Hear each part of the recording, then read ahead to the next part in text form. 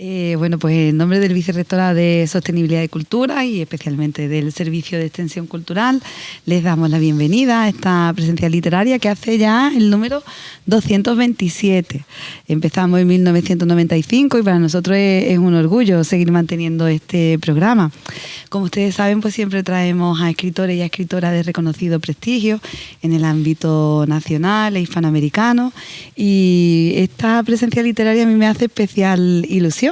Siempre, cada año contamos con un escritor o escritora gaditano y bueno, este año pues le toca el turno a Abraham Guerrero Tenorio, que a mí me hace mucha ilusión porque fue alumno mío y bueno, fue alumno también de personas que estoy viendo por aquí, y bueno, pues para nosotros en la Universidad de Cádiz es muy, muy querido, ¿no? Y es un orgullo tener a una persona de la altura literaria de Abraham hoy.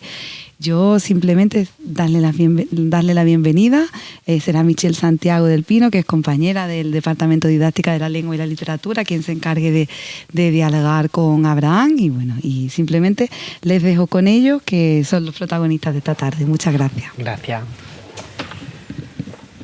Bueno, buenas tardes. Espero que se me oye. Estoy un poquillo mal la garganta. Bueno, buenas tardes a todos y a todas, y muchas gracias por haber elegido estar esta tarde aquí con nosotros. Lo primero que quisiera dar las gracias es al Vicerrectorado, ¿verdad? Y por supuesto a la Directora General de Cultura, Esther Trigo, que junto al equipo de extensión universitaria pues mantienen y siguen haciendo una labor estupenda con las presencias literarias.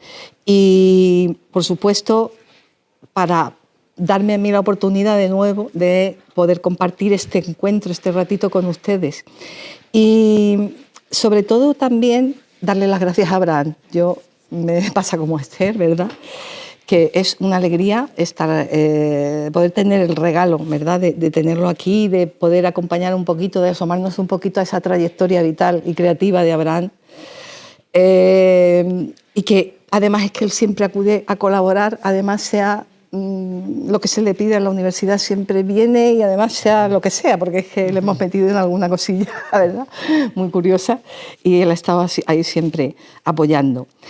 Como se ve y se me nota, porque a mí me da mucha emoción estar aquí hoy, esta es un diálogo, una entrevista cautiva totalmente, porque bueno, la entrevistadora, o yo, o la que dialoga, la que está en esta parte, está totalmente cautivada por la obra del entrevistado o el escritor de esta ocasión. Entonces, como yo soy muy consciente de esto, y sé que además cuando alguien tiene ganas de conocer a un escritor es porque esa gana le nace de su propio gusto por la lectura de sus libros, pues yo le he pedido a Abraham que empecemos hoy leyendo un poema suyo, que él elija, porque yo le dije que lo eligiera a él, porque evidentemente para mí es muy difícil elegir. Yo tengo aquí que los hubiera marcado todos.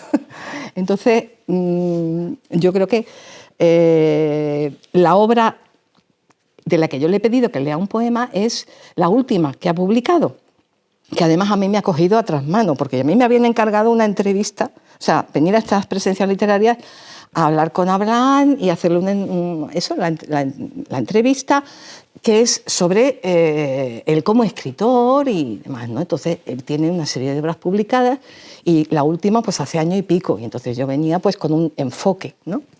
Y de vez en cuando yo entraba en su Instagram, porque digo, qué raro que no haya publicado nada todavía.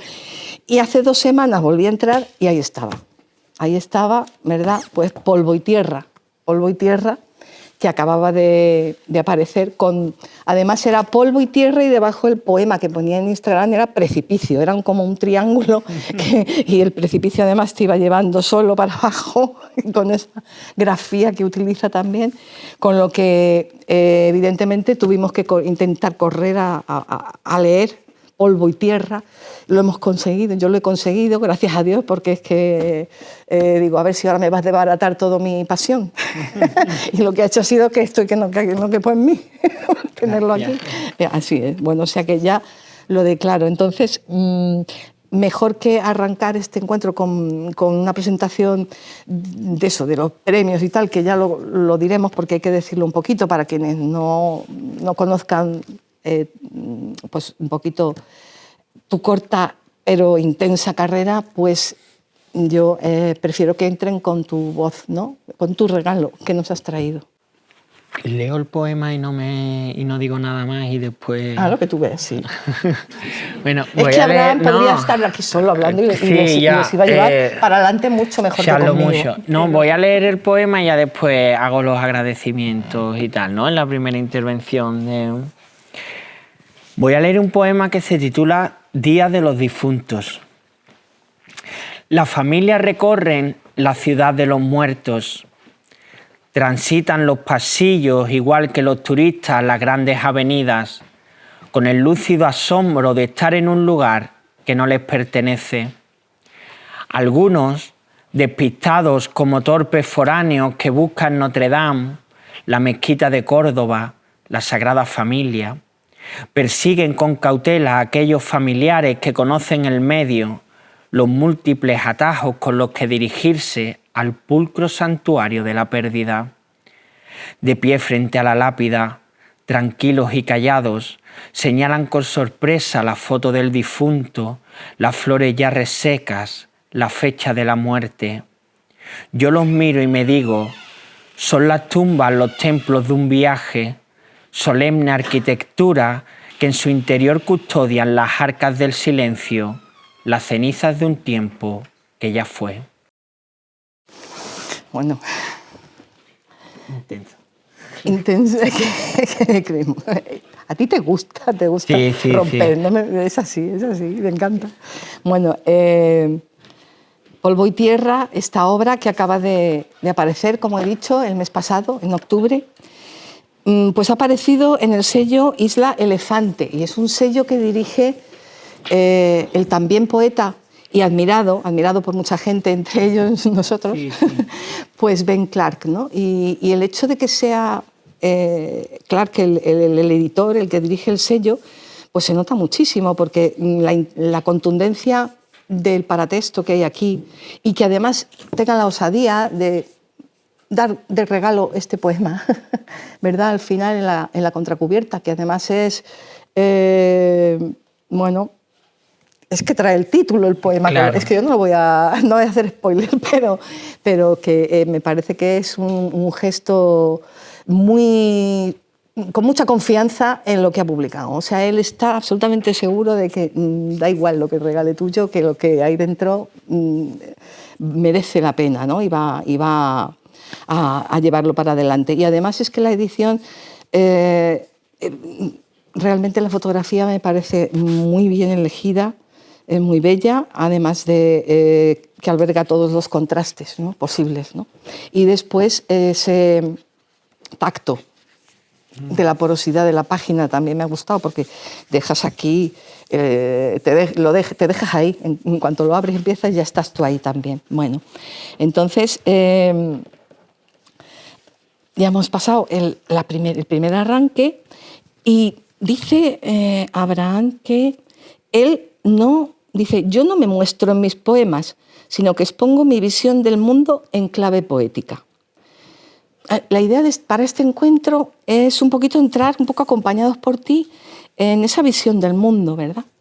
Pero también desde la trayectoria de tu obra, ¿vale? O sea, que intentaremos ver, porque es muy poquito tiempo para mucha carne que hay, ¿no?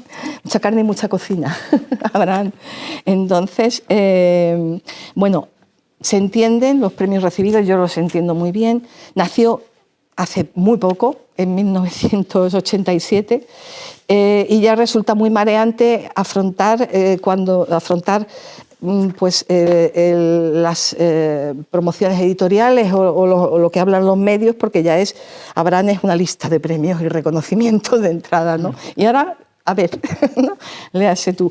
Pero claro, es que él empezó con su primer libro publicado en el año 2018, y era Los días perros, y él ya quiso, porque además así lo ha expresado, entrar con una voz moderna, ¿no? Llamar la atención rompiendo la métrica, y entonces de alguna manera quiso sorprender, lo consiguió y logró el premio en el certamen de Ocopoética, ¿verdad?, de la Universidad de Córdoba, que a él le hizo mucha ilusión. según creo. Especial, sí, sí.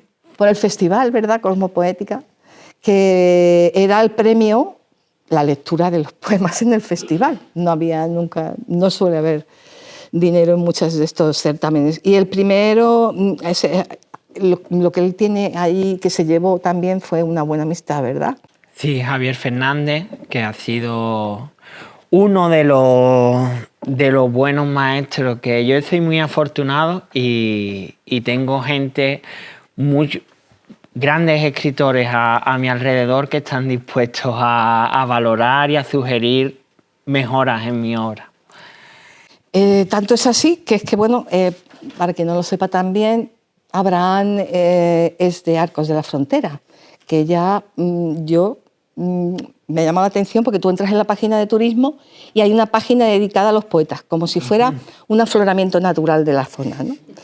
Entonces, allí hay como una denominación de origen ya, una cepa, ¿verdad?, que va de generación en generación. Y dices, bueno, esto es que da la sensación de que si uno creyera en la reencarnación, Abraham dijera, no, es que yo quiero ser escritor, pero quiero estar arropadito y bien con cariño. ¿No? Sí, el hecho de nacer en Arcos de la Frontera, Arcos poéticamente es algo muy curioso, ¿no? Porque el domingo estuve con Pedro Sevilla, uno de los grandes poetas no digo de Arcos en realidad, de Andalucía y de España seguramente.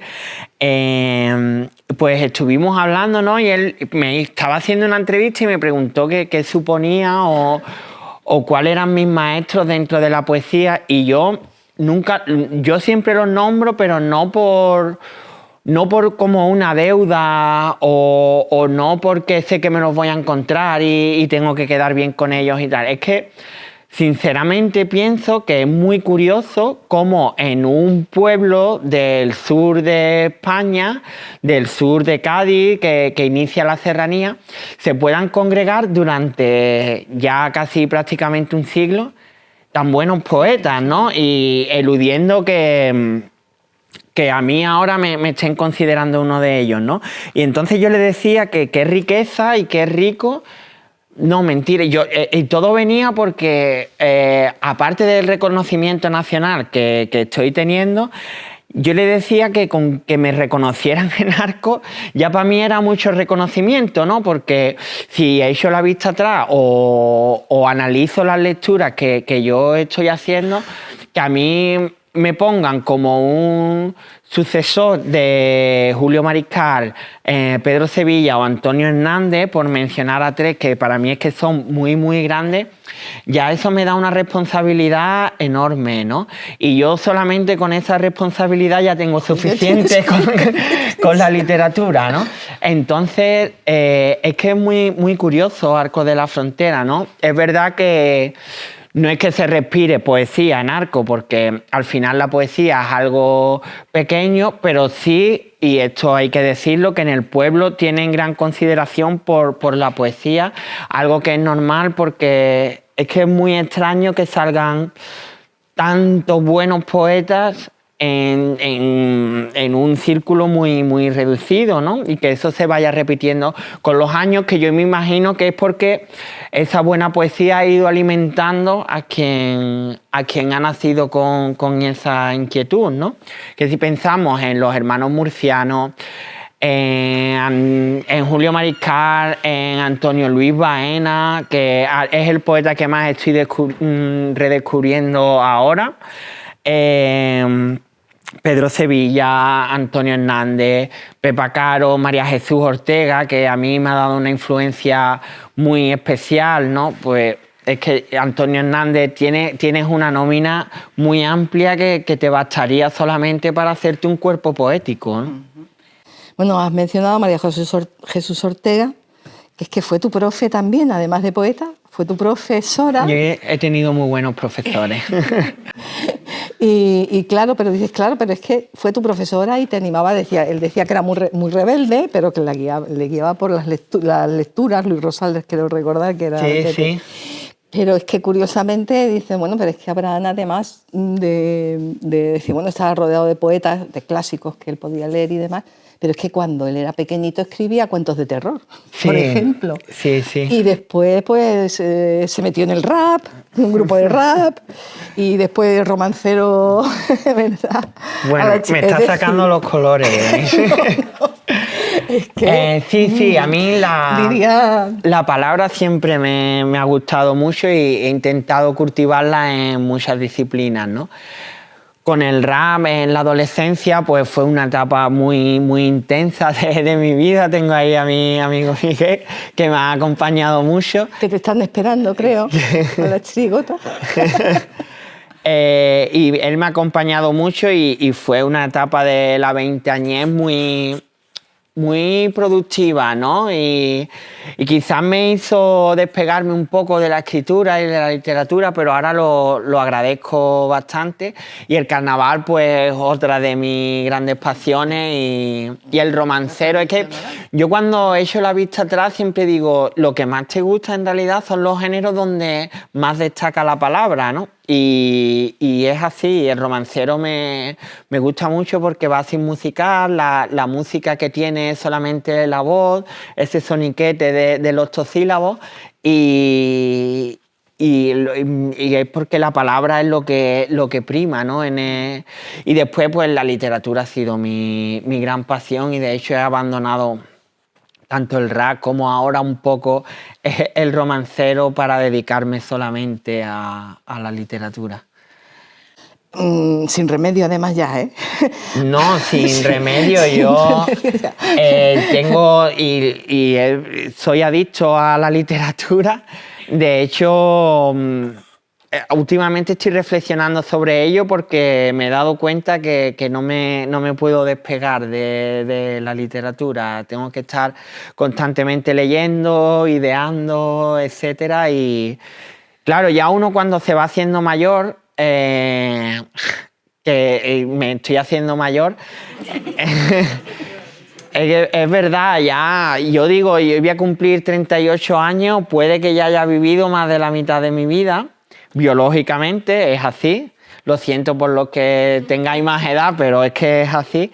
Y la muerte acecha, no, es broma. Pero entonces ya la decisión es apostarlo todo a una, pero no apostarlo en el sentido, cuando uno dice apostarlo todo a la literatura, es como quiero ganar dinero con la literatura, quiero hacerme famoso, tal. No, eso con la literatura es muy difícil, ¿no? No eres un rock and roll con la literatura. Pero sí de hacerlo como un modo de vida, porque la adultez te restringe el tiempo, todos lo sabemos, y el tiempo libre que tengo es para dedicarlo a la literatura. Además hay mucho dolor en el que te ha llevado hasta ahí, conseguir eso. En tu obra está toda la trayectoria del precio que se paga, sí, ¿no? Y se sigue pagando hasta que se muere. Se paga. Sí. Entonces, lo que ocurre es que después llegaron otros premios, otros reconocimientos, un precioso plaquette, ¿no?, que le llamas y tal. Pero bueno, el premio Alcaraván, ¿no?, del grupo de Julio Mariscal. Resulta que llega diciembre del 2020 y es al ganar 2 certámenes de referencia ya indiscutible, ¿no?, en España, como son el Premio del Ojo Crítico de Radio Nacional y el Premio Adonais de poesía, ¿no? Y se lo lleva con su obra Toda la violencia.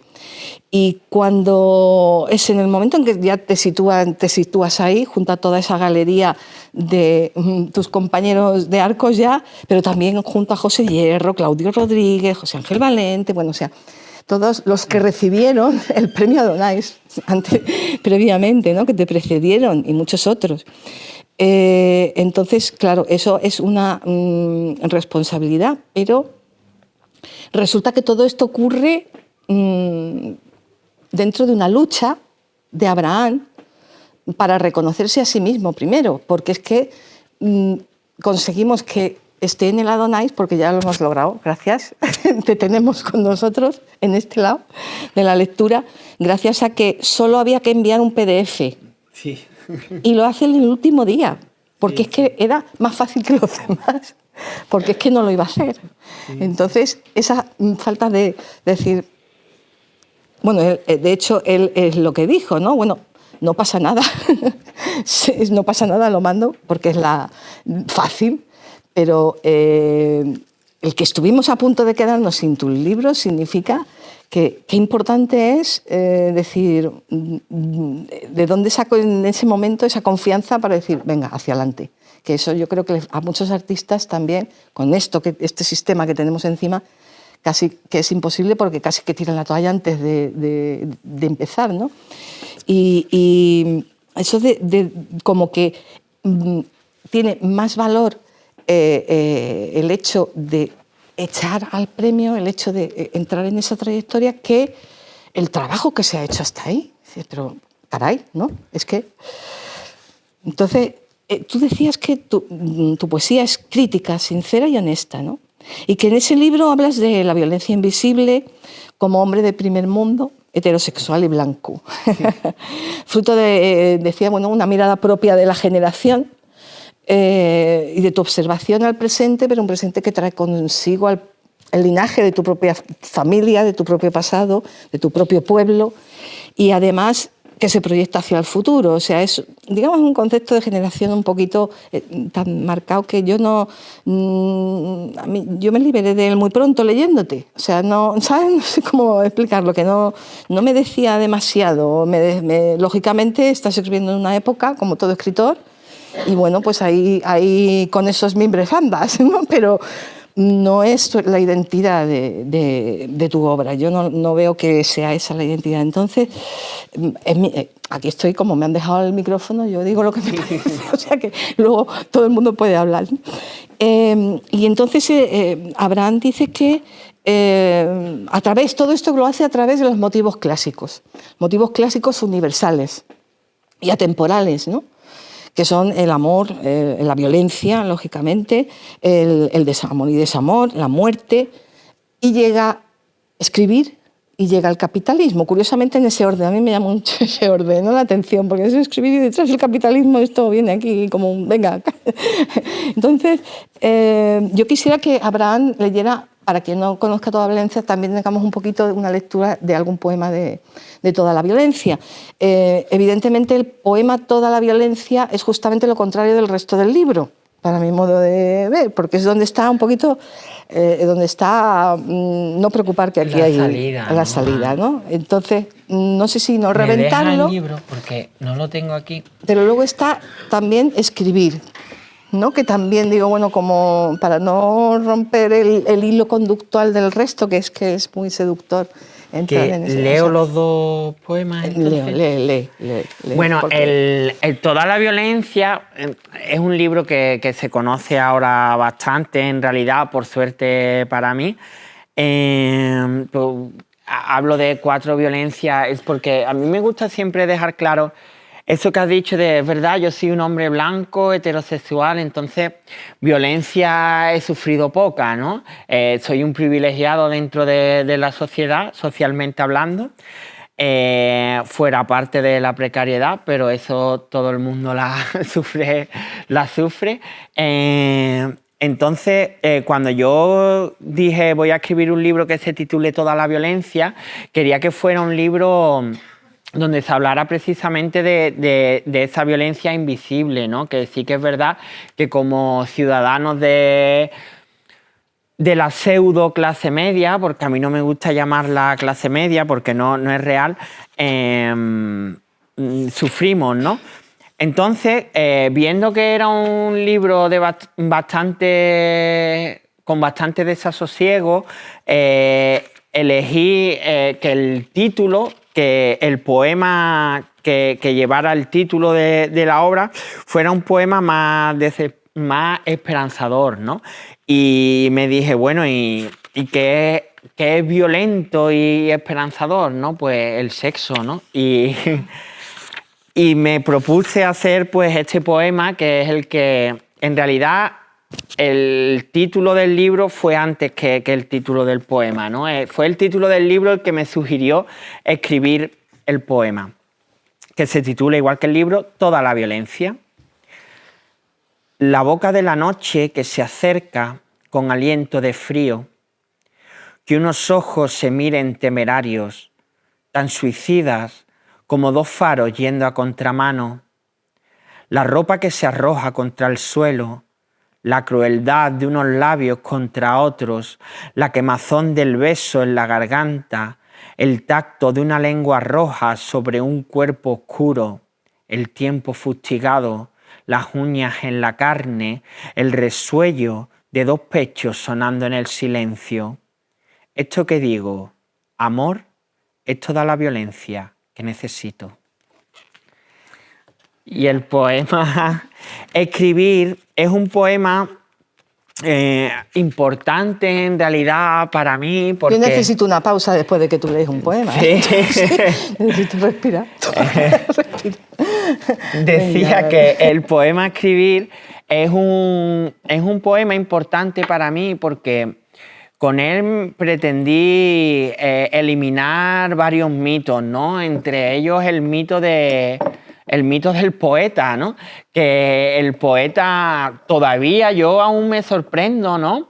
Que todavía en esta época se crea en el poeta como una especie de Orfeo con su instrumento musical que va cantando a las musas, ¿no? Y eso de verdad me sorprende, ¿no? Porque ya en realidad la poesía del siglo XX rompe con ese paradigma y con esa imagen, pero aún así todavía, sobre todo, está claro, en el público medio se tiene esa imagen, ¿no?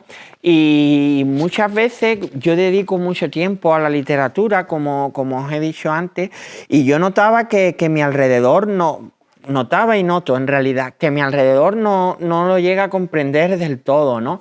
¿Por qué? Porque a lo que tú te dedicas necesitas un valor material para tú respaldar esa vocación y esa dedicación, ¿no? Y obviamente aquí no había publicado narrativa, que por ahí le he visto un poco de valor material, pero la poesía no tiene valor material ninguno.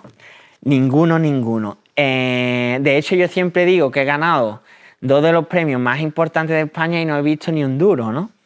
Y que era escribir para mí, ¿no? Además, este poema lo escribí en una etapa en la que me estaba preparando las oposiciones, llegó una pandemia, no sabía qué hacer. Yo, para justificarme un poco el no tener trabajo, dije que iba a estudiar las oposiciones, no me apetecía nada, la verdad, y muchas veces decía que estaba estudiando y estaba escribiendo. Es así, y se me ocurrió este poema, ¿no? Que era mi visión sobre el acto de escribir, ¿no?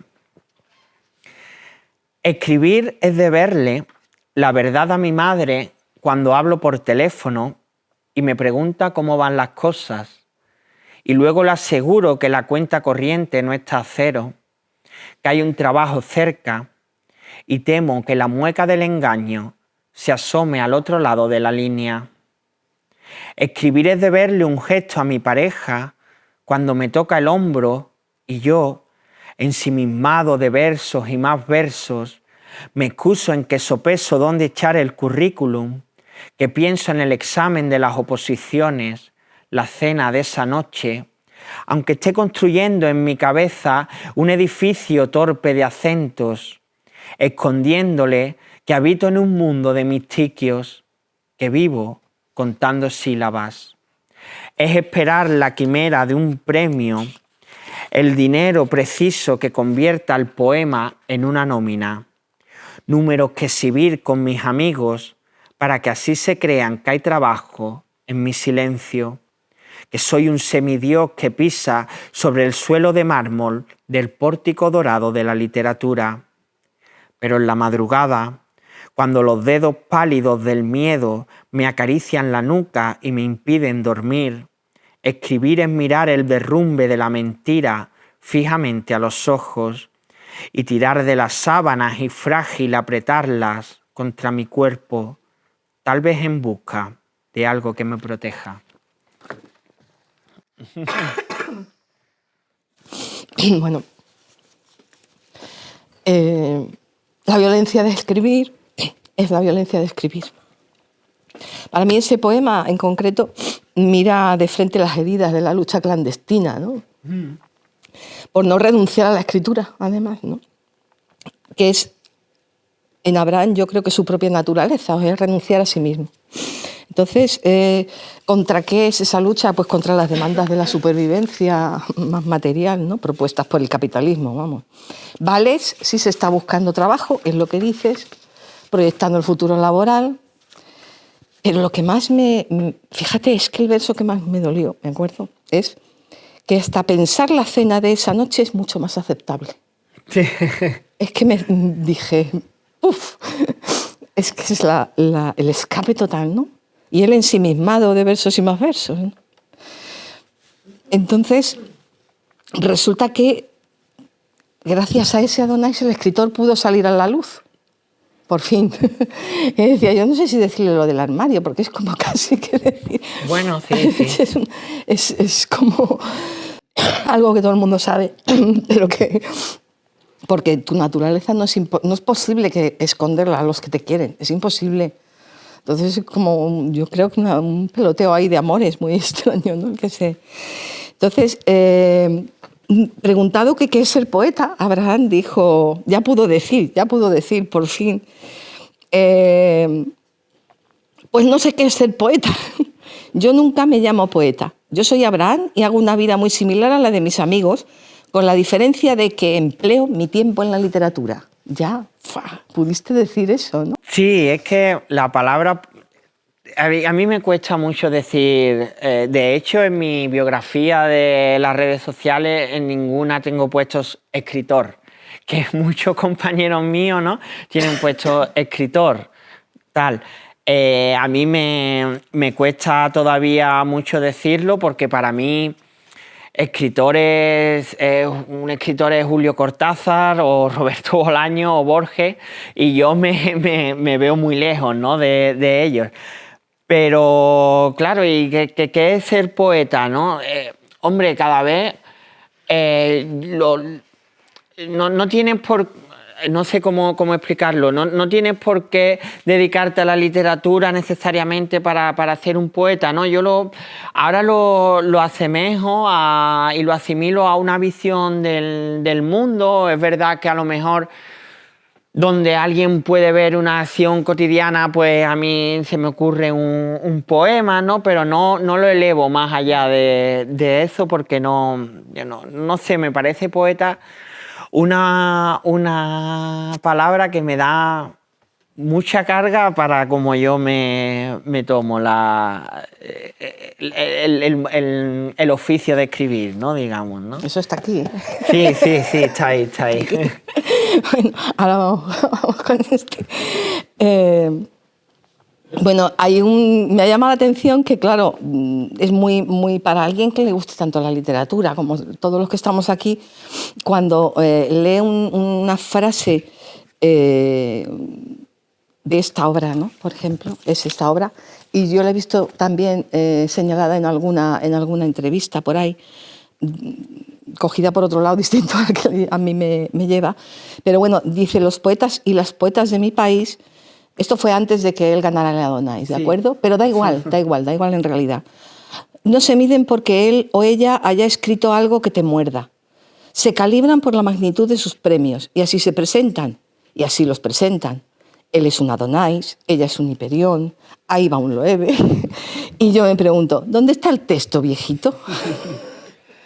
Sí, es algo que, aunque es verdad que lo escribí antes de ganar el Adonais, parece un poco pataleta. Es como, ya he ganado el Adonais, ya rehúso de eso que escribí, pero no es para nada, ¿no? Me gusta ese Abraham porque sigo pensando lo mismo, ¿no? Yo he tenido la fortuna de ganar el Adonais, y he tenido la fortuna de que el Adonais, mi Adonais, quiero decir, el libro que escribí que premió Adonais haya o esté teniendo mucho recorrido, porque todavía tiene está teniendo recorrido, ¿no? Algo insólito en lo que yo veo con mis compañeros que son magníficos poetas, ¿no? Entonces, pero aún así me sigo reafirmando, ¿no? El Adonai me sirvió un poco para ponerme dentro del mapa nacional en la poesía, pero ahora, por ejemplo, que he publicado en Isla Elefante, sí noto como que el boom de la publicación es menos, aunque no sé si estoy en lo cierto. ¿Qué quiero decir con esto? Que un premio en España importa más para el lector, e incluso me incluyo, quién viste el libro que el libro en sí, ¿no? Es decir, hay libros que para mí tienen muy poca validez dentro del recorrido literario español y que, sin embargo, pues son muy leídos, muy reseñados, etcétera. Y hay otros libros que, por no estar publicados en X editoriales, pasan más desapercibidos, ¿no? Y leemos así. Yo sé que leemos así y a mí mucha gente me pregunta o pidiéndome consejos que si hay que ganar un premio para que te tomen en cuenta, y yo doy una respuesta que nunca quiero dar, que es que sí.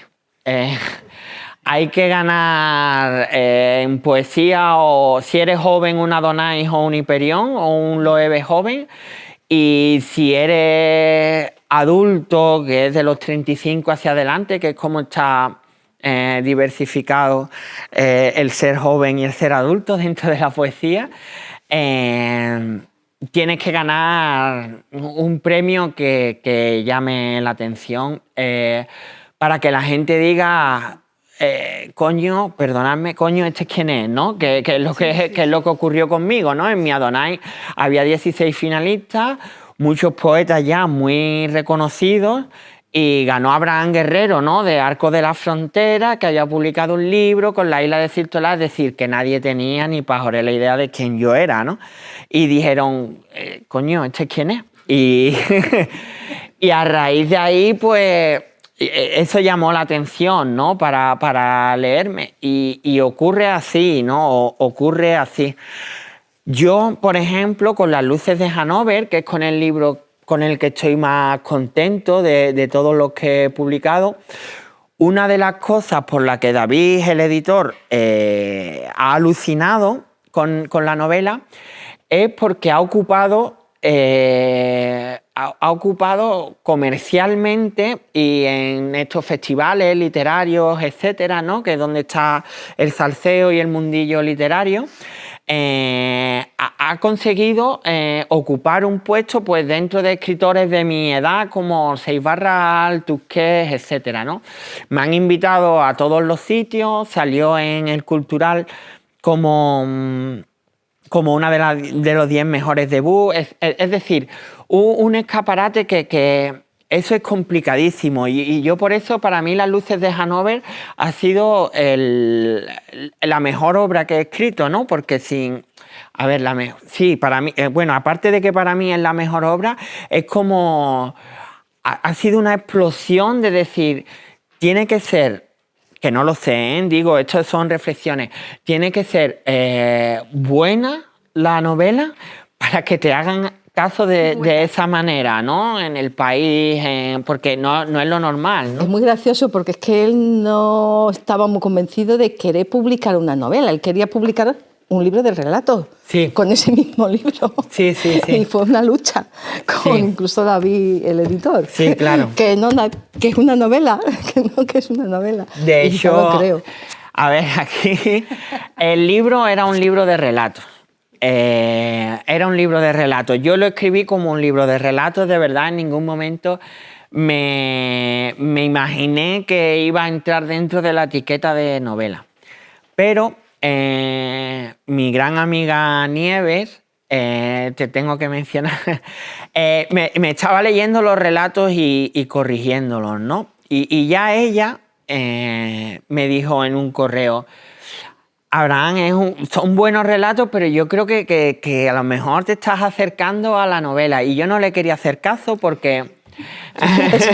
yo no le quería hacer caso porque yo quería escribir un libro de relatos. Yo quería escribir un libro de relatos. Pero es verdad que los personajes estaban conectados, que se estaba todo vinculando a una sola trama, ¿no? A pesar de la estructura. Y estuve en contacto con una editorial muy buena, que a mí me gusta mucho, que a última hora se decidió a no publicar el libro. Me llené de mucha tristeza porque me encantaría publicar con ellos y no sabía dónde publicarlo y vi un premio de la Universidad de Sevilla de novela breve. Y dije yo, bueno, pues lo voy a mandar. Claro, es enviar un PDF, no pierdo nada. Y David, el editor, me dijo que precisamente ese estar en el alambre entre la novela y el relato era lo que a un escritor, por ejemplo, como Juan Bonilla, que es admiradísimo por mí, le sedujo, ¿no? Y él me dijo que para venderla tenía que decir que era una novela. Entonces, yo ya sí ha conseguido metérmelo en la cabeza, pero me costaba. Es una novela, en realidad es una novela, sí. Es una novela. No, sí, es que es una novela. Es que por mucho que yo me empecinara, que lo que le da más riqueza a la novela, ¿no? Pero bueno, es una novela si vosotros queréis que sea una novela. Si queréis que sea un libro de relatos, es un libro de relatos. Yo, desde mi punto de vista, aquí como es el lectora, lector el que manda. Desde mi lectura es cierto y entiendo lo que yo le he escuchado decir, que tú puedes empezar Las luces de Hanover, puedes coger uno el de las... final y leer el final y después... leer otro. Yo creo que valdría. Ahora, yo creo que merece la pena leerlo en el orden que está también. Vale. Porque a mí me pareció... Porque hay un montón de juegos ahí dentro. Entonces, aparte del juego general, ¿no? Te voy a decir una cosa que no me gustó, a riesgo de que alguien se siente mal, que fue este texto. Pues lo escribí yo. Porque no sabías lo que tenías entre manos. No sabía, ¿no? De verdad es que no lo sabía, no lo sabía. No sabía. Además que es que esos textos, bueno, en realidad me alegra que lo diga porque es que odio escribirlo. Es que cuando una editorial te dice, bueno, pues escríbeme un texto para la contra, no sé qué, yo como voy a escribir sobre mí, ¿sabes? ¿Qué digo? Que yo cuando lo lea no quede como el más pedante del mundo, ni tampoco me ponga como la mierda, ¿sabes? Es decir, que yo cuando analizo mi obra lo que veo son los fallos, yo no veo las virtudes. Entonces, eso es una ficción que está ahí, ya está, que no debería hacer yo, pero bueno, ya sé que no lo tengo que escribir más. No, que lo haga. Yo, vamos, me extrañó porque además escuchar hablar al editor de Luces de Hanover y después esto, es que no me cuadraba nada. Digo, si él lo ha calado bien el libro, porque no entendía muy bien. Os explico por qué. Un poco, vamos, desde mi punto de vista, que puede ser... Esta novela además es que tiene 100.000 lecturas distintas. Cada uno de los que la leamos va a encontrar una perspectiva distinta, un enfoque y una conexión personal completamente distinta, seguramente. Y si se pone uno... o sea, lo bonito sería charlar todos, ¿no? A ver qué ha pasado con la lectura. O sea, es un libro para una tertulia fantástico, vamos, sobre él. Porque, claro, yo me he puesto a leer inmediatamente, con el poquito tiempo que había, ¿verdad? Pues digo, ¿qué han dicho de él? Porque a mí me gusta, yo leo primero, me hago mi composición y pues digo, ¿y qué han dicho de él, no? Siempre busco eso, ¿no? Para ver si yo no he visto algo o qué es lo que han visto los demás y si me parece, qué es lo que me parece a mí. Y entonces resulta que yo había pues esta perspectiva de la novela negra, pues se ve que les convenció mucho, porque mucha gente, claro, se lee esto y entonces creen que esto es una novela negra. Entonces dices, claro, sí, es una novela negra, nadie lo duda, pero es que es una novela negra y muchas más cosas. Claro, pero yo es algo que me propuse, es decir, hacer una novela negra porque me encanta el género, sobre todo cinematográficamente, pero romper los moldes de la novela negra, ¿no? Entonces, yo sí la considero una novela negra. Sí, es una novela negra, no te digo que no, es una novela negra. Que va más allá, pero sí, la novela sí, negra claro. transcurre, a ver, a mi modo de ver, transcurre al nivel del personaje. Sí, eso, ahí estoy de acuerdo. Es decir, pero yo quería transgredir la fórmula clásica de la novela negra. Pero es que lo transgredes de tal manera que es que lo proyectas hacia... primero están los personajes, después está la red de relaciones en torno a ese secuestro, que no es uno, sino dos, los colgados ahí en esa trama negra. Y luego, además, está el sistema complejo que los une a todos, ¿no? En una horizontalidad, ¿verdad?, de luchas, de sentimientos, que además, yo he puesto aquí, apelan a la falta de libertad de elección para escapar a la condición del origen económico, cultural, familiar. Y si creías que tú estabas en otro nivel, ahí llega el capítulo 9, Coltán, y ahí no nos escapamos nadie. Eso es buena lectura. Entonces, se acabó, o sea, la novela negra ya es toda la novela. Claro. La negritud ha pasado para todo el espectro, que de hecho yo encuentro que hay mucha compasión en el libro a la vez, porque es muy, muy horizontal, pero yo creo que hay gente que ya, porque alguien te preguntaba, y a mí, yo cuando lo vi digo, ¿qué lectura han hecho? ¿No? Porque te preguntaban, espera, ¿dónde estaba? Aquí no, está aquí. Unas preguntas de esas como, ¿es usted cruel? Y yo digo, yo soy cruel, ¿eh? ¿Qué lectura? Claro. Digo, y si ya se leen esto, ya ni te cuento. Una amiga mía siempre me dice, con lo buena gente que tú eres. Bueno, es Nieve, que no la quiero. Nieve me dice, con lo buena gente que tú eres, cómo eres capaz de crear ese mundo, ¿no? Pero mi interior es así, quiero decir, es decir, no soy Ted Bundy, ni soy Dahmer, pero reflexiono mucho sobre la maldad, ¿no? Es un tema que pues estoy tan incapaz de hacerlo que siempre me pregunto cómo se puede llegar a, ¿no? Eso es una pregunta que... Y de hecho, a mí me gustaría tener más maldad. Es decir, yo envidio mucho a mis amigos que meten un bofetón por nada.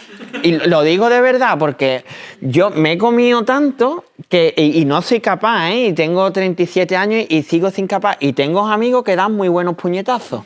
Y yo lo he vivido, ¿no? Pues, ¿de dónde sale eso, no? ¿Qué es lo que te lleva a eso? Algo que a mí me chirría mucho de las novelas negras, bueno, del género negro, tanto en la literatura como en el cine y ahora las series, ¿no?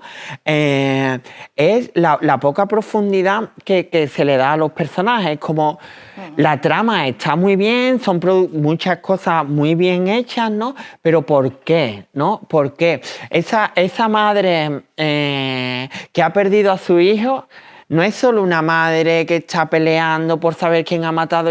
Ahí hay cómo influye la economía en esa madre. Cuando entra en su casa, cuando abre la puerta de su casa, ¿qué siente, no?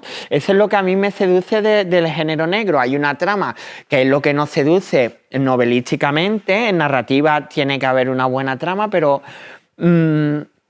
¿qué siente ese personaje en ese momento? Es decir, yéndome a las luces de Hanover, ¿cómo si tú no estás implicado en un crimen, cómo ese crimen, porque está cerca de tu alrededor, puede afectarle a una persona? ¿Qué es esa persona? ¿Cómo es? ¿Y cómo puede ser? Porque yo viví en Hanover, ¿no? Yo viví en Hanover y yo cuando estaba viviendo en Hanover, ¿qué pensamiento tenía? ¿Y si me secuestran aquí? Y eso es verdad. Yo lo pensaba y yo decía, si a mí me secuestran en Hanover, ¿qué hago? Es decir, ¿qué hace mi alrededor? ¿Cómo puede afectar? Porque no es solo un secuestro, ¿no? Es vitalmente más difícil, ¿no? Y por eso puse el foco en ese tipo de personajes, ¿no? Lo que pasa es que, claro, también en esas lecturas de los medios empiezan a decir que es una galería de personajes fracasados, no sé qué, digo, pero vamos a ver, pero si es que no, es que estamos todos ahí, es que no se ha dejado... Ya, porque los medios dan mucho pavor decir que somos unos fracasados, pero que en realidad todos somos unos fracasados. Lo siento que os lo diga, pero... Ahí estamos contigo. Entonces, resulta que además me hace mucha gracia porque, claro, cuando él dice que quiere ser más malo, él no está pensando en los malos de verdad, él piensa en Viggo Mortensen. Esa escena me... Es que piensas... Es decir, cuando Viggo Mortensen, un bigardo... En un antihéroe ahí. Y vienen 5 rusos a matarlo y ese tío con una toallita aquí amarradita, que a mí la toalla se me cae siempre, que yo no sé, que yo intento ponerme así la toalla bien, todo lindo, y soy incapaz de ponerme la toalla, y él se pone a dar puñetazos, digo, yo quiero ser esa persona, me da igual, ¿sabes? A mí esa escena me impactó muchísimo. ¿Cómo alguien puede dar una patada descalza y que no le duela? Y él dio un montón de patadas. Y yo le doy una patada a un balón de playa y me tengo que acostar. Y eso que quería ser futbolista, ¿no? Ya, y pero además no me da. Es uno de tus sueños, que lo dices por ahí. Lo que pasa es que a esa pregunta de ¿es usted cruel?, él respondió que cree firmemente en la bondad.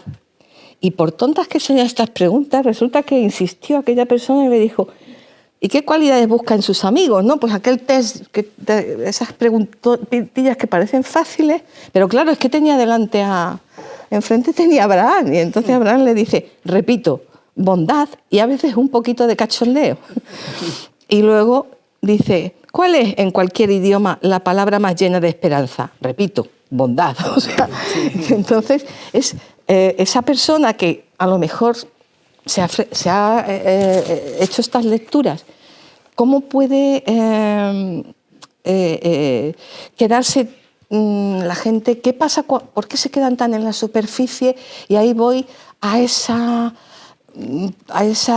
identidad docente, por la que llevas peleando también mucho tiempo y que sigues siendo. ¿Cómo se puede hacer que alguien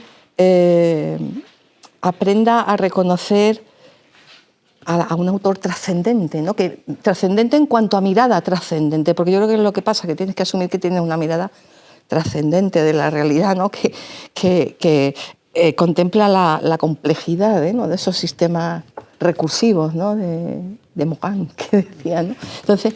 Sí, bueno, ya aquí me voy a poner un poco más serio. Es decir, todo lo que he contado de la maldad y tal, es que yo soy un ferviente creyente de que la maldad es lo que impera en el mundo, ¿no?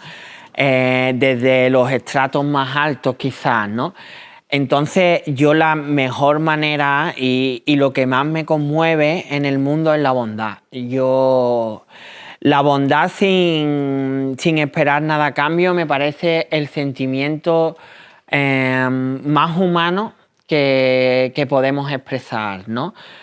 Y los hechos malévolos que nos rodean, siempre que salen a la luz, pues siempre veo que el contrapunto y la contraposición es la bondad, ¿no? Por irme a lo más reciente, lo que ha ocurrido en Valencia, lo que más nos conmueve es la bondad despreocupada de quien ha ido a Valencia, ¿no? a colaborar, ¿no? Y lo que nos deja la lectura de lo que ha ocurrido en Valencia es cuánta maldad hay en el mundo, ¿no? Es decir, lo desprotegido, cada noticia que sale, lo desprotegido que estamos, ¿no? Porque, bueno, no voy a hacer un discurso político ni me interesa, ¿no? en esta ocasión, pero cuando yo ocurrió lo de Valencia, en mi mente perversa de ver la maldad, ¿no? Lo primero que pensé fue, buah, ya hay empresas viendo dinero, viendo beneficios en reconstruir, y la primera noticia que ha salido es que Amazon ya le ha adjudicado a unos colegas la reconstrucción de Valencia, ¿no? Y es que en la literatura, y esa visión me la ha enseñado la literatura y el cine, ¿no? Hay una serie buenísima de David Simon que es más trascendente que yo, analizando la sociedad, que es Treme, y él en Treme no pone el foco, o una de las lecturas que yo saco de Treme, él no pone el foco en el huracán en sí, él pone el foco en cómo de ese huracán hay una parte que quiere sacar beneficios y cómo hay damnificados de ese huracán, ¿no? Y cuando yo vi lo de la Dana, las consecuencias, lo primero que se me vino a la cabeza fue Treme y decir, va a haber maldad para sacar beneficios de la Dana, ¿no? Entonces, la bondad para mí, y no solo ese tipo de bondad, ¿no? La bondad de un abrazo o la bondad de la sonrisa cuando ves a un ser querido, para mí mueve el mundo, o al menos mueve mi mundo, ¿no? Puedes leer, si quieres, Precipicio, que ahí está también. Sí. Digo Precipicio porque lo escogió él ya. Lo escogió en el Instagram. Sí, lo porque cogí. yo tengo aquí muchos elegidos. No, Precipicio es un poema que me gusta mucho porque es de lo más reciente que he escrito, y porque yo me estaba dando cuenta de que mi poesía a lo mejor estaba siendo demasiado negativa. Y yo en realidad no soy... Si soy negativo, es decir, yo soy un cenizo viendo en mi visión del mundo, pero me gusta apreciar la luz, ¿no? Y es una metáfora un poco manida, pero yo creo que no hay mejor metáfora, ¿no? Es decir, cuando estamos en la oscuridad, cuando nos sentimos en la oscuridad plena, ya puede decir una depresión, o porque estamos tristes ese día, ¿no? Ese calorcito de la luz es lo que nos mueve un poco, ¿no? Y se me ocurrió este poema, ¿no? Que se titula Precipicio. También busca el dolor un destello de luz para poder huir de su niebla constante. Sentado en el abismo de sombras que es tu cama, has visto, derramados por el suelo, pequeños lunares de sol que en las primeras horas se han colado a través de la persiana. Es curiosa la forma que posee la luz. A veces puede ser una certeza clara de que existe la vida, de que existe un pequeño tiempo ausente de dolor en el polvo y la tierra de los días, cuando todo está a oscuras, cuando es un precipicio el miedo que te dice ven, ven, ven.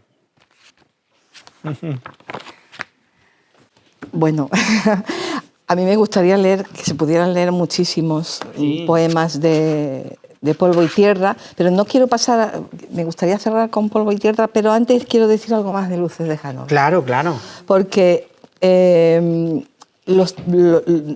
muy, muy curioso que cuando aquí te dice directamente que el libro va de un secuestro, ¿verdad? Pero tú abres el primer capítulo y el primer capítulo es de alguien que habla en primera persona de sí mismo como un estudiante, ¿verdad? Como un estudiante español que está en Alemania. Cuando además, completamente inmisericordia, acaba convirtiéndolo en el migrante más o sea, se desaparece el estudiante, desaparece, se sumerge en una... Y resulta que pasas al segundo capítulo. Y ahí, ¿verdad? Lo que te encuentras es una doble trama en contrapunto, con unos personajes increíbles. Y dices, bueno, ¿y esto? Y de pronto, a mí, digo, claro, ahí entiendo, porque decía, Abraham Guerrero da prueba de su capacidad narrativa en esta historia que se entrelaza como un puzzle del que uno desea con fervor conocer cada pieza. Este es el último comentario, que lo había leído, y entonces inmediatamente me llevó al árbol de la amistad que habías trazado en el primer capítulo. Digo, pero vamos a ver. O sea, va dejando miguitas, va poniendo pistas. Por eso digo yo que el orden que hay ahí a mí también me iba dando luces, ¿no? Es cierto que igual te da otras luces si haces así con las fichas, ¿no? Es verdad. No sabemos porque no lo hemos hecho. Sí, claro. Yo la verdad que nunca lo he... A ver, sí lo he leído porque lo he corregido y he leído los capítulos, iba a decir relatos, pero capítulos sueltos, ¿no? Para corregirlos y tal. Pero claro, es que yo con Las luces de Hanover, Las luces de Hanover es un libro donde la forma importa más que el contenido, ¿no? Y es que a mí me gustan mucho las novelas donde la forma importa más que el contenido. Yo no estoy de acuerdo. ¿No? A ver, La forma y el contenido son el relato. No puede ser una cosa y otra. Sí, hombre, claro, es verdad que muchas veces... En esta novela, otras veces sí, dice, me están obligando a que sea. Si tú esto, tomas ¿no? como punto de partida central del argumento de la obra, que es un secuestro está escrito y filmografiado 20.000 veces, algo manido, ¿no? Ahora, ¿cómo vamos a encarar ese secuestro? ¿Cómo vamos a enfocar ese secuestro, no? Entonces, ya te digo... Es que el significado es cierto que está en la forma, pero tiene que estar el contenido. Es que no es indisoluble. No, claro, indisoluble nunca puede ser, pero en una balanza, para mí, ya me he liado entre contenido y continente. Es decir, el continente tiene más peso que el contenido. La virtud, pero esto es mi lectura, Claro, de verdad que cada uno tiene que sacar su propia lectura. Para mí, o con el objetivo... Las luces de Hanover nace de que yo estaba leyendo 2666 de Roberto Bolaño y se me ocurrió, estando yo en Alemania, iba yo caminando por Limarstraße y vi una frutería. Y la frutería daba un callejón muy de película americana. Y yo me dije, ¿habrá alguien secuestrado en esa frutería? De verdad, ¿eh? Y digo, bueno, pues si no hay alguien secuestrado, lo va a haber. Es decir, lo voy a crear yo, ¿no? Y me interesaba mucho cuando lo estaba escribiendo en la parte poética, en que alguien con los ojos vendados lo que percibe a su alrededor, ¿no? Que es lo que mueve ese segundo capítulo, ¿no? ¿Qué está percibiendo ese hombre? Y después se me ocurrió un relato en el que alguien fuera adicto a la pornografía, ¿no? Es decir, que la pornografía fuera superior a sus relaciones amorosas. Y me dije, bueno, ¿y por qué no...? Me hacía mucha gracia porque mi compañero de piso se llamaba Zeus y bueno, no voy a decir nada. Lo que pasa, yo no estoy queriendo... Uno de los personajes del dueño de la frutería era griego porque mis compañeros de academia de alemán eran griegos, ¿no? Y era una pareja muy divertida y lo quería hacer literariamente, ¿no? Darle luz literariamente. Y me dije yo, bueno, si Zeus es Zeus, a mi compañero, a Espiros, le va a caer mal que un español se llame Zeus, ¿no? Y me divertía que en ese relato pues dijera alguien, ay, mira, Zeus ha aparecido... Pero después, cuando lo escribí, dije, ¿y el compañero de Zeus? Y ahí fui armando lo que ahora es una novela, ¿no? Por eso te digo que esa fue mi primera... Lo primero que yo quería que apreciara el lector, ¿no? Y también, tú lo has dicho, es muy interesante decir Las luces de Hanover y que con el primer capítulo que se encontrara el lector fuera con un personaje adicto a la pornografía, ¿no? No desvelo nada para quien la quiera leer. Y que el segundo capítulo fuera un narrador completamente distinto, que hubiera más de un narrador o más de una perspectiva narrativa en un mismo relato, que en el tercer... Y ese desconcierto llevara a algo vertiginoso, ¿no? Totalmente. Y que cuando tú llegaras al centro del libro, al centro del libro son 70 páginas, no son más, dijera, ¡ay!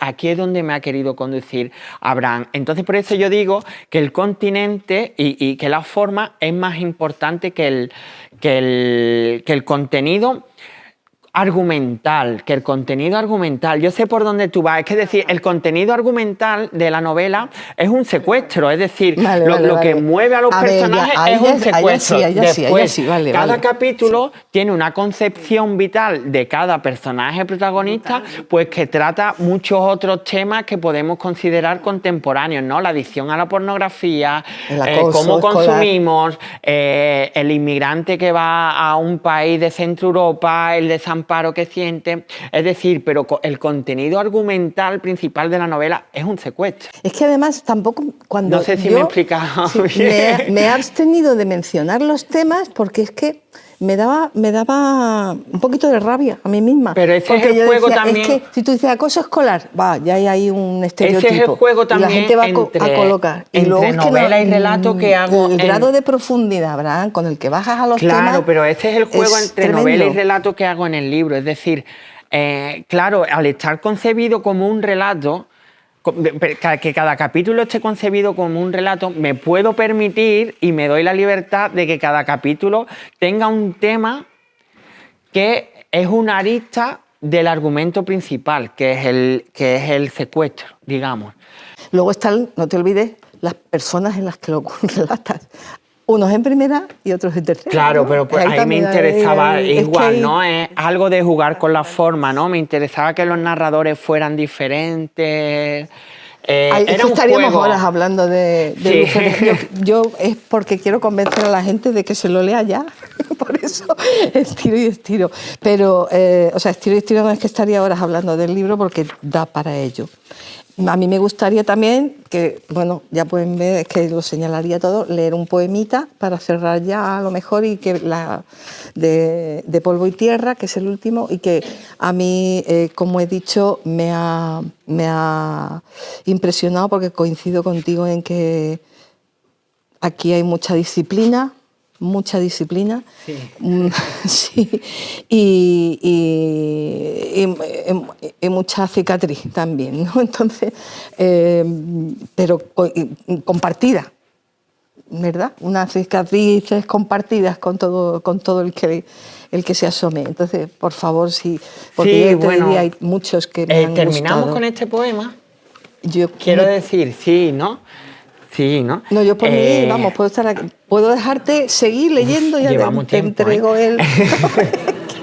Entregante, sí. No, yo estoy muy a gusto. Pero bueno, para comentar, una de las cosas que me hacen felices, que me hace feliz de este encuentro, es que no vengo a hablar de mi libro, ¿no? Como diría el gran Paco Umbral, pero... bueno, como está recién publicado, me hace un poco de ilusión contaros de qué va, ¿no? Quiero decir que a mí me impresionó mucho cuando Esther me llamó y me dijo que quería proponerme para una presencia literaria, porque en realidad mi obra es muy pequeña, ¿no? Entonces... Pero después, viendo que ya suscita debate, ¿no? Lo que estoy escribiendo, pues ya a lo mejor sí me siento un poco de escritor. Hoy ya puedo poner en el Instagram, no escritor, pero proyecto de escritor, ¿no? No. No. Y bueno, me hace mucha ilusión hacer un recorrido por mi obra, ¿no? Pero lo último que he publicado es Polvo y Tierra, que es un poemario que he trabajado mucho lo escribí justo... Hace poco hice una presentación en Cádiz, pero no estabais casi ninguno, creo. Por suerte para mí, así tengo nuevo público.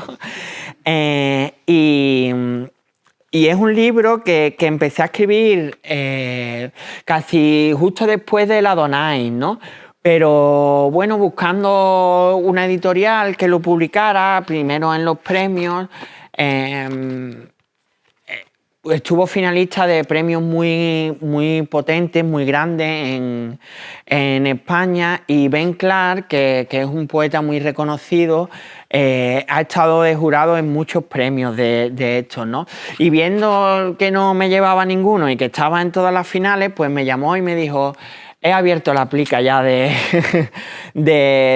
libro y he visto que eras tú y te agradecería que lo publicaras conmigo. Y como yo lo admiro bastante, pues me decidí a publicarlo con Isla Elefante, que es una editorial muy joven, pero que tiene muy buen ojo y está publicando a gente que ya sabe que va a funcionar desde el principio, ¿no?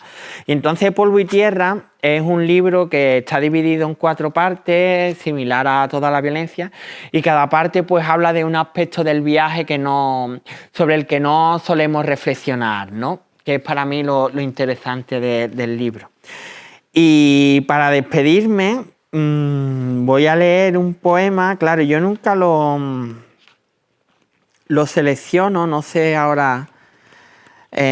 Bueno, voy a leer voy a leer un poema de amor, que es el único de amor que he escrito, creo, junto a Ventanilla, el de la página 52.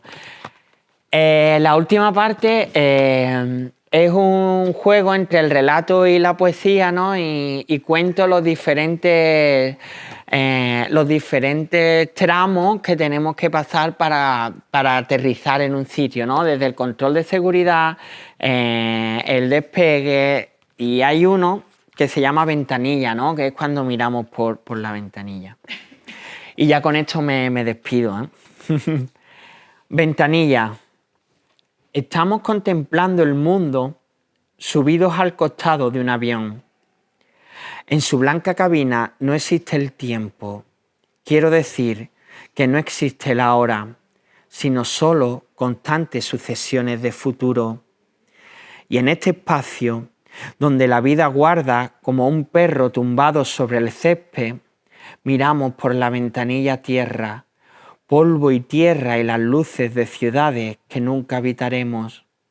Pienso en ti, aunque no es muy poético decir que pienso en ti, pero es que de verdad lo hago.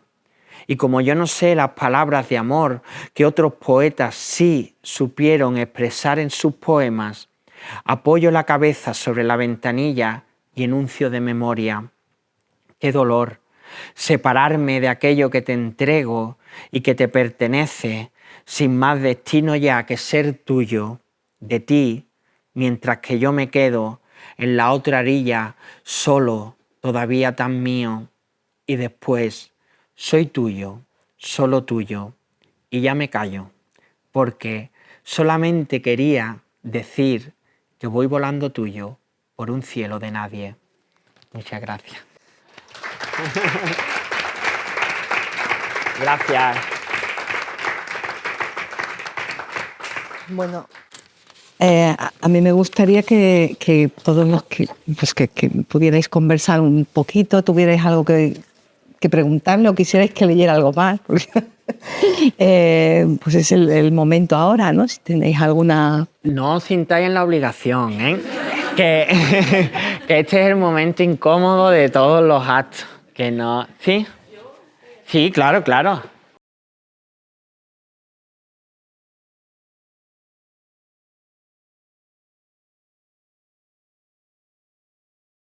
Que os quería agradecer a ti y a Michelle este diálogo, ¿no? Y hay una cosa que me ha estado rondando a lo largo del diálogo, y es cuando Michelle ha leído, creo que es una entrevista, ¿no?, en que se le preguntaba si qué era ser un poeta.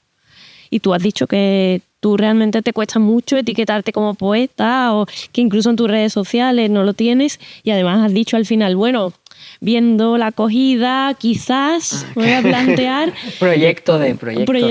Soy un casi poeta, un casi escritor. Entonces te quería preguntar realmente qué necesitas tú para considerarte a ti mismo, porque está claro que incluso la Universidad de Cádiz ya te pone ahí poeta y escritor. Poeta y escritor, ¿qué necesitas? Que la divinidad de la naturaleza me hubiera otorgado el talento de Cortázar, por ejemplo. No sé, es que... es decir, de verdad no lo hago por una falsa modestia, es así, ¿no? De hecho, antes de ayer estuve en el instituto donde yo estudié, ¿no? Y yo no lo sabía, pero me enseñaron libros de cuarto de ESO y de segundo de bachillerato donde salía yo, ¿no? Es decir, que amigos míos que están trabajando allí, dice, te estoy impartiendo, ¿no? Y y de verdad que a mí se me viene grande, ¿no? Y y es que respeto tanto, es decir, para mí la poesía y la literatura, más que estos actos que están muy bien y tal, ¿no? Para mí es mi diálogo interno en la soledad de mi cuarto con los escritores y escritoras que he leído. Es decir, aunque parezca que estoy loco, pero yo le hablo a Cernuda todos los días, ¿no? Es decir, tengo sentimientos, tengo emociones que se asemejan a algo que he leído, pues, o de Cernuda, o de Paca Aguirre, o de Bolaño, y hablo con ellos constantemente, ¿no? Y cuando los estoy leyendo, hablo con ellos. Entonces, me siento tan lejos de esa trascendentalidad que me hace todavía que en realidad escritor es todo aquel que escribe, ¿eh? Pero no sé, es una palabra que se me hace grande, Incluso, aunque me dedicara económicamente a ello, que en realidad es la mitad de mi sustento, me cuesta, me cuesta y además me posiciona como parece que estoy en una categoría superior al resto y que no, de verdad, que no es así. Yo te agradezco que no cambies nunca y también agradezco que los libros se independizan de los autores. Es que es independiente. Entonces, los libros van a hacer tu camino. No te preocupes más. Claro, pero es que en realidad... No sé. Es que en realidad yo busco hacer mi camino a través de los libros. Es decir, que después estás hablando con Abraham que esto soy yo y no soy yo. ¿Sabes? Esto es un libro. Es decir, aquí hay un discurso que también hay mucha ficción dentro del discurso, ¿no? Y muchas veces es un tópico, pero es cierto, tenemos que separar la obra del autor. Y es más, no quiero alargarme mucho, yo tengo la virtud de que todos los escritores que más me gustan los aborrezco en persona. Y ideológicamente son la contraposición a mí. Yo admiro mucho a Luis Rosales. Y Luis Rosales, por mucho que la historia nos haya querido vender su bondad, era un falangista y era así, ¿sabes? Y yo admiro mucho a Mario Vargas Llosa y me da asco, no me da asco, que a ver si por eso, no me da asco, que lo admiro mucho. Quiero decir, a mí a lo que ha mutado Vargas Llosa lo aborrezco, pero yo admiro mucho a Vargas Llosa y a mí me encantaría sentarme con él, y lo digo de verdad, y hablar de literatura con él porque me parece un superdotado, ¿no? Y es Vargas Llosa, ¿no? Y muchos autores que cada vez, pero yo es que a mí me gusta su texto, es que a mí el autor no... A mí no me tiene por qué gustar el autor, igual que yo no tengo que gustarle a nadie, ¿no? El libro es un discurso y el autor va por separado. Entonces yo, como Abraham Guerrero Tenorio, escritor, no me veo todavía.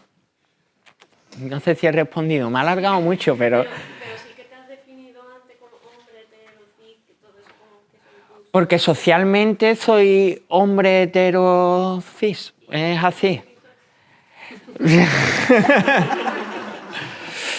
Pero decidlo vosotros, es decir, yo no voy a ser capaz de decirlo. Bueno. Muchas gracias a los dos por hacernos pasar estos ratos bonitos y la puse a escribir. Es que tiene que salir en el vídeo. No, es que para la grabación.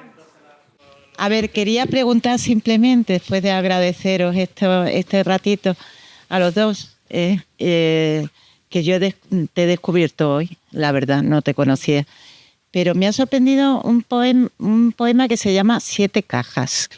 ¿A qué sitio corresponde de tu literatura? No hemos hablado de ese libro. Siete cajas es lo único que yo rescato, o de lo poco que yo rescato de mi primer libro publicado, que aborrezco, ¿vale? Ahora mismo. Es decir, reniego un poco de ese libro, pero Siete cajas sí que es un poema pues cuando lo he leído con el tiempo he visto que es un buen poema y corresponde pues a una etapa vital de mi vida en la que ya estaba empezando a amontonar muchas cajas, sobre todo de libros, porque me tenía que mudar mucho. Y ese poema fue publicado en 2018 en la isla de Siltolá en un libro que se llama Los días perros. ¿Los días perros? Sí, pero si quieres, por mucho que te haya gustado el poema, yo si tuviera mucho dinero compraría toda la edición de Los días perros y la quemaba. Yo sí, es decir, hay muy poco rescatable de ese libro. Bueno, es que hay veces que incluso de poetas muy conocidos merece la pena 2 o 3 poemas de una colección o de un libro, sinceramente.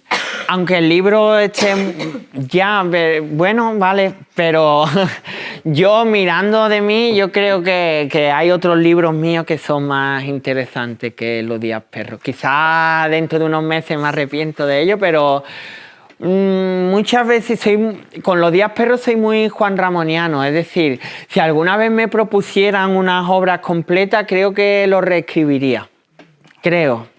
Sí, yo creo que sí, hay poemas que odio, como a Vargas Llosa, ¿no?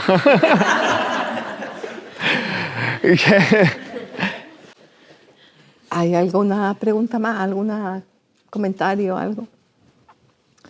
Bueno, ya para cerrar, y ya que has vuelto a mencionar a Vargas Llosa, pues yo aprovecho para decir que creo que si hay algo que destaca en el cara a cara con Abraham, desde mi perspectiva, es tu absoluta coherencia, frente a la incoherencia de Vargas Llosa, tu absoluta coherencia. Ahora voy a hablar en serio. Con su voz literaria. Con su voz literaria, con tu franqueza y tu honestidad. La tuya y la de tu voz literaria, que no sé si será la misma, pero ambas son francas, honestas, y que aquellos que no hayan leído su obra, por decir algo, pueden confundir, porque yo es lo que he visto en algunos medios, ¿no? Que pueden confundir con una humildad vulnerable, ¿no? De ese casi recién llegado.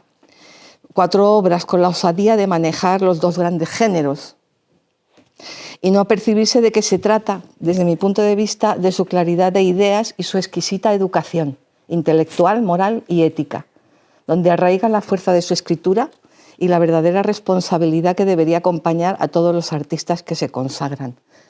Te das cuenta de que yo lo de Vargas Llosa no lo comprendo, o sea, no lo comparto. Por esto que he dicho, creo que si las cosas circulan como deberían, pues les recomiendo que si han traído algún libro, pues que se lo den a firmar, porque eso es una buena herencia que pueden dejar. Es lo que... Bueno... ¿Qué querías tú? No, que tenéis que leer de verdad, y ya lo digo en serio, porque que sí, que Vargas Llosa es un autor que me ha influido mucho y que fuera parte de broma, de verdad, que quien no se haya acercado, que me imagino que es la mayoría, que vamos, que tiene las novelas para mí del siglo XX español, vamos. No, sí. No has hablado de Juan Rulfo ni de Borges, pero para que porque se ya he hablado mucho de ellos, pero ¿no? también, bueno, y esto me voy a alargar, es verdad que cuando... Esto me lo comentó un crítico y me dijo, mencionas mucho a Juan Rulfo y a Borges, pero tienen más influencia de Mario Vargas Llosa, ¿no? Y le dije, y dije, hostia, pues es verdad, ¿no? Porque, y lo decía él, ¿no? Que él se diferenciaba de los autores del boom porque él era menos transgresor que ellos, y yo creo que soy menos transgresor conscientemente que gente que está escribiendo de mi alrededor, pero porque a mí me gusta que se entienda la literatura que se escribe, y es verdad, y hay sobre todo algo que he escrito nuevo, que se asemeja más a eso que a lo que haya podido escribir Juan Rulfo, que es que para escribir lo que ha escrito Juan Rulfo hay que ser un superdotado ya, demasiado superdotado, ¿no? Y nada, que no os doy más la chapa, que os agradezco de verdad, estoy muy feliz de cómo ha ido el acto y ha sido un enorme placer para mí. Muchísimas gracias, Abraham. Nada.